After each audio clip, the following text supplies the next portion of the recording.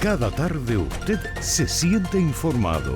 Desde las 6:10, 20 minutos, con el patrocinio de Liuna, local 183. Feel the power. Cuando hay cambios en materia de inmigración, existen dudas. Cuando hay dudas, usted busca respuestas. Y para encontrar esas respuestas, Vilma Filici, Filici Immigration Services, especialista en inmigración, 416-482-1575. Muy buenas tardes, amigos, bienvenidos a 20 minutos, las noticias de Canadá y el mundo en tu idioma en 20 minutos. Yo soy Diana Lora y te traigo las informaciones de este miércoles 18 de septiembre. Iniciamos a nivel nacional.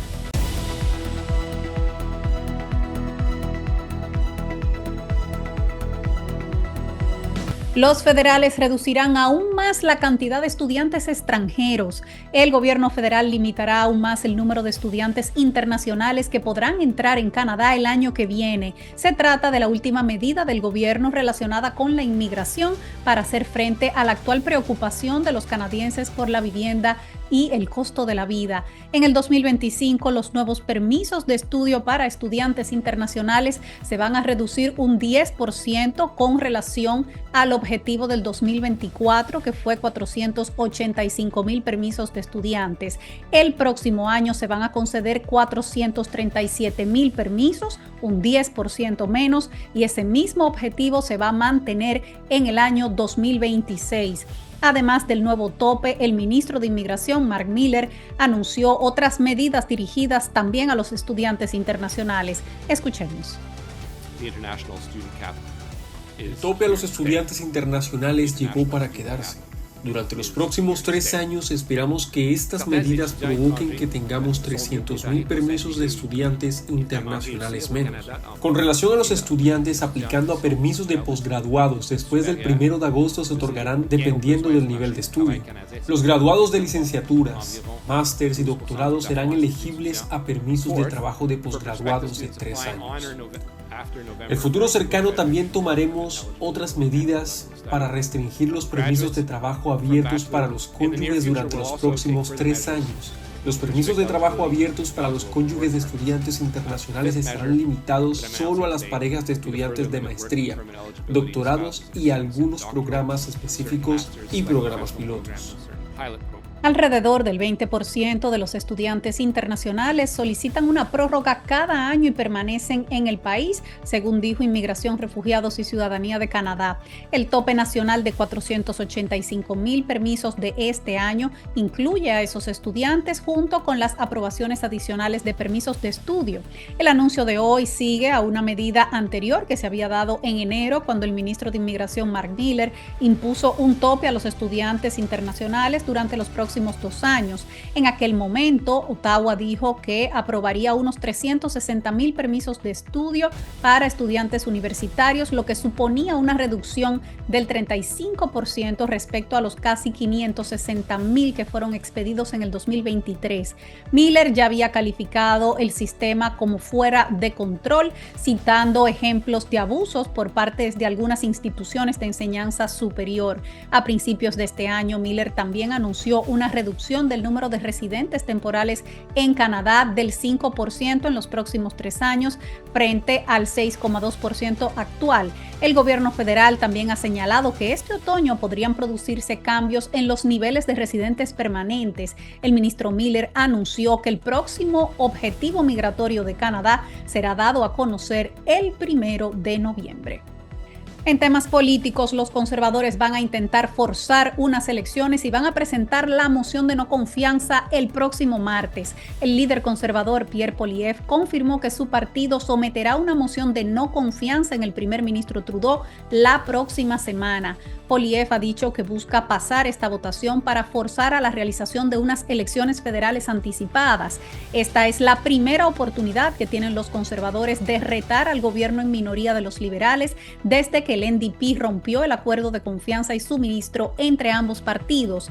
La primera jornada de la oposición conservadora en la sesión de otoño está prevista provisionalmente para el próximo martes y la votación tendría lugar el próximo miércoles. Al confirmar que someterán la moción, Poilievre volvió a ligar la celebración de unas eventuales elecciones con el tema del impuesto al carbono y además le hizo un llamado al NDP y a Jagmeet Singh para que apoyen la moción. Escuchemos cómo lo dijo Poilievre.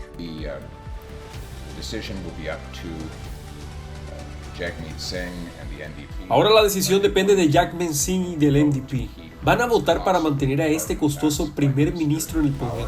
¿Se van a vender de nuevo o van a votar para desencadenar unas elecciones sobre el impuesto al carbono? Para que los canadienses puedan votar para eliminar el impuesto, construir las viviendas, arreglar el presupuesto y poner fin a la delincuencia. Yo también hago un llamado al NDP. No esperen a que el Bloc les saque del apuro. Anuncien su posición sobre esta moción para desencadenar unas elecciones sobre el impuesto del carbono ahora. Ya tienen la moción. Se la enviamos ahora mismo. Todos tendrán la moción para forzar a unas elecciones, que como verán es directa y simple y le dará a los canadienses la esperanza de recuperar el país que conocemos y amamos. Pero ahora veamos los números. Para que la moción sea aprobada, la mayoría de los 336 diputados actuales tendrían que votar para decir que ya no confían en el primer ministro Trudeau. En estos momentos, los liberales tienen 154 escaños y los conservadores 119. Tras las elecciones parciales del lunes, hay 33 diputados del Bloc y 25 de los nuevos demócratas. Los verdes tienen 2 escaños y hay 3 que son independientes. Así que, por ejemplo, si el Bloc votara junto con los liberales, la moción no pasaría, aun si los nuevos demócratas votan junto con el Partido Conservador. Ya veremos la próxima semana. Mientras tanto, y siguiendo con temas políticos, el ministro Pablo Rodríguez va a renunciar al gabinete. Se espera que el ministro federal de Transporte, Pablo Rodríguez, renuncie a su cargo en el gabinete para buscar el liderazgo del Partido Liberal de Quebec, según ha dicho la CBC. Se espera que Rodríguez haga una declaración sobre su dimisión del gabinete mañana en Quebec. Recordamos que el Partido Liberal de Quebec ha estado sin un líder oficial desde que Dominique Anglade dimitió en noviembre tras la aplastante derrota del partido en las elecciones de Quebec en el 2022. El partido obtuvo menos del 15% del voto popular, el porcentaje de votos más bajo de su historia. Tras la derrota esta semana en las elecciones de medio término en Montreal, está claro que el Partido Liberal se debe reconstruir en Quebec y aunque no lo han dicho de esta manera, probablemente esa sería la tarea de Rodríguez. Se cree que los antecedentes de Rodríguez como hijo de inmigrante, estudiante en Sherbrooke, miembro de la Comisión Juvenil del Partido Liberal de Quebec en la década de los 90 y también su función como ministro federal podrían resonar entre los activistas liberales. La carrera comenzará oficialmente en el 2025 y el nuevo líder del Partido Liberal en Quebec será anunciado el 14 de junio. Pablo Rodríguez, de origen argentino, además de ministro de Transporte, ha sido ministro de Patrimonio, líder de los liberales en la Cámara de los Comunes y parlamentario desde el año 2004. En otra información, Rogers compra las acciones de Bell en Maple Leaf Sports. Rogers Communication le ha comprado a Bell el 37,5% de Maple Leaf Sports and Entertainment por la suma de $4.700 millones, con lo que ahora pasa a poseer el 75% del conglomerado deportivo. Rogers y Bell poseían a partes iguales las acciones de Maple Leaf Sports Entertainment, propietaria de los Maple Leaf de la NHL, de los Raptors en la NBA, de los Argonauts en la CFL, del Toronto FC en la MLS y de los Marlies en la AHL. Maple Leaf Sports Entertainment es una de las organizaciones deportivas y de entretenimiento más prestigiosas del mundo y estamos orgullosos de ampliar nuestra propiedad de estos codiciados equipos deportivos, dijo el presidente y CEO de Rogers, Tony Staffieri, en un comunicado de prensa. Como empresa líder en comunicaciones y entretenimiento de Canadá, los deportes en directo y el entretenimiento son una parte fundamental de nuestra estrategia empresarial principal. Rogers, propietaria de Sportsnet, ya es propietaria de los Blue Jays de la Major League Baseball y de su sede, el Rogers Center. El acuerdo, sujeto a la aprobación de la liga y de los organismos reguladores, ofrece a Bell la oportunidad de renovar a largo plazo sus actuales derechos de retransmisión y patrocinio de la Maple Leaf Sport and Entertainment a un valor justo en el mercado. Esto incluye el acceso a los derechos de contenido para el 50% de los partidos regionales de los Maple Leafs y el 50% de los partidos de los Toronto Raptors, para los que la MLS controla los derechos. Rogers también tiene asociaciones estratégicas con los Vancouver Canucks, los Edmonton Oilers, los Calgary Flames de la NHL, y cuando se cierre la operación, Rogers será el mayor propietario de Maple Leaf Sport Entertainment con una participación mayoritaria del 75%. Vamos a la pausa y cuando regresemos ha hablado Edmundo González y tenemos todos los detalles. Cada tarde usted se siente informado. Desde las 6:10, 20 minutos, con el patrocinio de Liuna, local 183. Feel the power. Cuando hay cambios en materia de inmigración, existen dudas. Cuando hay dudas, usted busca respuestas. Y para encontrar esas respuestas, Vilma Filici, Filici Immigration Services, especialista en inmigración, 416-482-1575. Estamos de regreso en 20 minutos. Gracias por acompañarnos. Ahora vamos con las informaciones a nivel internacional.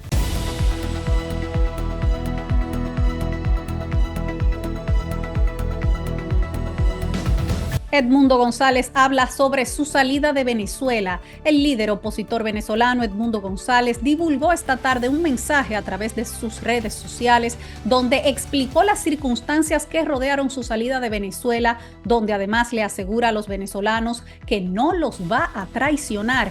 Escuchemos a González. Compatriotas, me dirijo a ustedes para informarles toda la verdad de lo que ocurrió con mi salida de Venezuela. El régimen pretende que todos los venezolanos perdamos la esperanza. El mundo entero sabe que siempre recurren al juego sucio, el chantaje y la manipulación. Estando en la residencia del embajador de España, el presidente de la Asamblea Nacional, Jorge Rodríguez, y la vicepresidenta de la República, Delcy Rodríguez, se presentaron con un documento que tendría que refrendar para permitir mi salida del país. En otras palabras, o firmaba o me atenía a las consecuencias. Hubo horas muy tensas de coacción, chantaje y presiones. En esos momentos consideré que podía ser más útil libre que encerrado e imposibilitado de cumplir con las tareas que me encomendó el soberano. Un documento producido bajo coacción está viciado de nulidad absoluta por un vicio grave en el consentimiento. Como presidente electo de millones y millones de venezolanos que votaron por un cambio, la democracia y la paz, no me van a callar. Jamás los voy a traicionar. Esto lo saben todas y cada una de las personas con las que he hablado hasta hoy. La comunidad internacional continúa incrementando su respaldo a la voluntad soberana del pueblo venezolano. Lo que deberían estar divulgando son las actas de escrutinio. La verdad es lo que es y está en las actas que ustedes pretenden ocultar. No van a callar un país que ya habló. Millones de venezolanos tienen la voluntad de cambio y yo voy a cumplir con ese mandato. Cuando González se refiere a un documento firmado bajo coacción, está hablando de un documento que divulgó el régimen chavista en el día de hoy y que fue presentado como un texto de 2 páginas sin firmas en la que el dirigente opositor informaba a las autoridades su decisión de solicitar asilo en España y decía acatar el fallo judicial que convalidó la reelección de Nicolás Maduro. Ese texto, fechado el 7 de septiembre y dirigido al jefe del Parlamento, Jorge Rodríguez, fue compartido por el Ministerio de Comunicación del régimen en un grupo de Telegram y dice Edmundo González que ese documento no tiene ninguna validez. Y en otra información, la Reserva Federal reduce la tasa de interés en medio punto. La Reserva Federal de los Estados Unidos redujo en el día de hoy su tasa de interés clave en medio punto porcentual, una proporción inusualmente grande y un cambio drástico tras 2 años del primer aumento de tasas para combatir la inflación. La reducción de las tasas, la primera en más de 4 años, refleja que el Banco Central estadounidense ahora desea centrarse en apuntalar al mercado laboral, que ha mostrado señales de debilitamiento. La medida, a pocas semanas de las elecciones presidenciales, tiene además el potencial de alterar el panorama económico justo cuando los estadounidenses se preparan para acudir a las urnas. Y siguiendo en el plano internacional, hoy hubo una segunda ola de explosiones de dispositivos electrónicos en el Líbano, un día después de la explosión de cientos de buscapersonas o beepers que produjeron explosiones en Beirut y otras partes del Líbano en una aparente segunda oleada de detonaciones de dispositivos electrónicos, según informaron en el día de hoy funcionarios de Hezbollah y medios de comunicación estatales. Al menos 9 personas murieron y 300 resultaron heridas, según el Ministerio de Salud. Se oyeron varias explosiones en un funeral en Beirut de 3 miembros de Hezbollah y un niño que murieron por la explosión de localizadores el día anterior, según periodistas de la prensa asociada. Un fotógrafo de AP en la ciudad costera de Sidón, en el sur del país, vio cómo un coche y una tienda de teléfonos móviles resultaban dañados tras la explosión de unos dispositivos en su interior.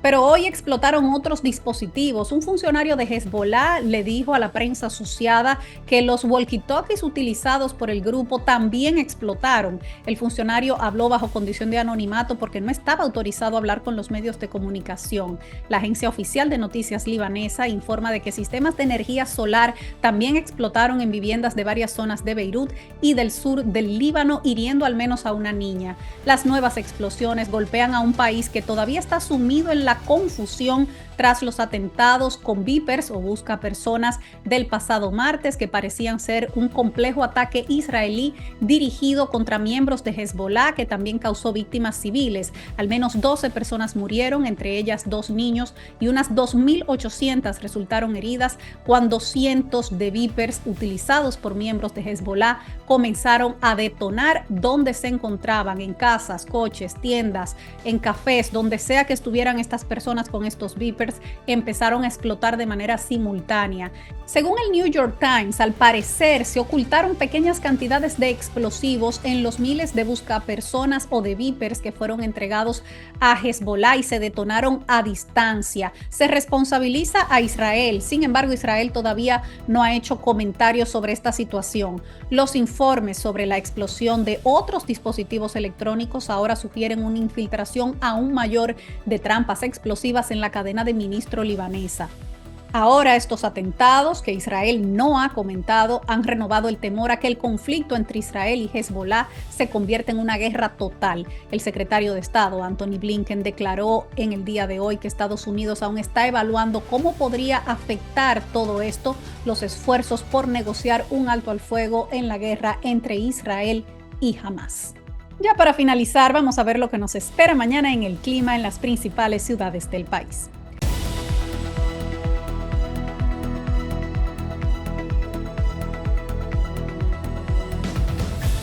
Mañana en Toronto estará soleado, temperatura máxima de 26, mínima de 14. En Ottawa estará seminublado con temperaturas entre 28 y 12 grados. En Montreal también seminublado, temperaturas entre 28 y 16 grados. En Vancouver habrá lluvias, temperaturas entre 17 y 10 grados y lluvias también en Calgary con temperaturas entre 20 y 7 grados. Hasta aquí las informaciones de hoy. Gracias por acompañarnos en 20 minutos. Yo soy Diana Lora y como siempre me despido de todos ustedes Rodríguez, recordándole a esa comunidad latina que unidos somos más fuertes, juntos somos más. Hasta mañana. Cada tarde usted se siente informado. Desde las 6:10, 20 minutos, con el patrocinio de Liuna, local 183. Feel the power. Cuando hay cambios en materia de inmigración, existen dudas. Cuando hay dudas, usted busca respuestas. Y para encontrar esas respuestas, Vilma Filici, Filici Immigration Services, especialista en inmigración, 416-482-1575.